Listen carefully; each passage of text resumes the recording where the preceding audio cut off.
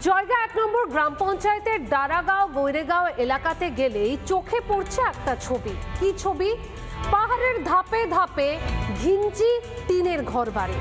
অবৈজ্ঞানিকভাবে পাহাড় কেটে পাহাড় দখল হয়ে যাচ্ছে।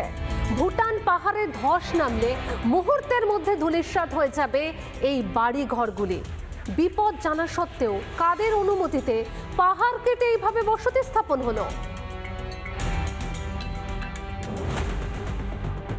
পাহাড় কেটে গড়ে উঠেছে আস্ত একটা পাড়া। প্রশাসনের নাকের ডগায় কিভাবে ভুটান সীমান্ত জয়গাতে এই কাজ হলো? বিজেপির অভিযোগ ভোট ব্যাংকের জন্য অনুপ্রবেশকারীদের বসানো হচ্ছে। ইন্ডিয়া থেকে লাগোয়া যে জায়গা আছে সেখানে কিছু হিল এরিয়া রয়েছে, পাহাড়ি এলাকা রয়েছে, সেখানে মানে আনসাইন্টিফিক ওয়েতে মানে কেটে সেখানে তাদেরকে অবৈধভাবে বসানো হয়েছে। যারা বাংলাদেশি অনুপ্রবেশকারী আছেন তারা সেখানে বসেছেন। টিএমসি ভোট ব্যাংক হিসাবে তাদেরকে ব্যবহার করার জন্য সেখানে বসিয়েছেন।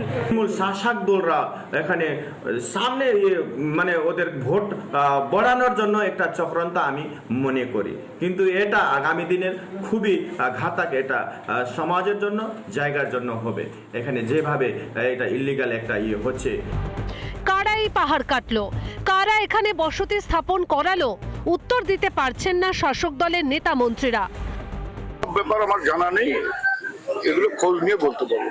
তো এখন তো কাজ একটা মানে কাজও চলতেছে না। যখন অবধি আমি আছে তখন অবধি এটা ইলিগাল পাহাড় কাটিং, ইলিগালভাবে এখানে মানে ইলিগাল ইনক্রোচমেন্ট এটা করা যাবে না। এটা আমি আপনাকে মানে আশ্বাসন দিতে চাই। জয়গা ডেভেলপমেন্ট অথরিটি চেয়ারম্যানের স্পষ্ট দাবি, তিনি পদে আসার পর কোনো পাহাড় কাটিং অবৈধ দখল হতে দেননি। তবে আগে কি হয়েছে তিনি জানেন না। আমি জেডিএ চেয়ারম্যান হওয়ার পরে ওখানে পাহাড়েও কেউ এই ধরনের ইলিগাল ইনক্রোচমেন্ট করে, এখন নতুন করে কেউ বসছে না। এখন তা আমি আসার আগে কে ছিল এখানে কে ছিল না সেটা তো আমি বলতে পারবো না। এই অবৈধ কার্যকলাপের দায় কার? উত্তর নেই কারোর কাছে। সুদীপ চ্যাটার্জির রিপোর্ট, রিপাবলিক বাংলা।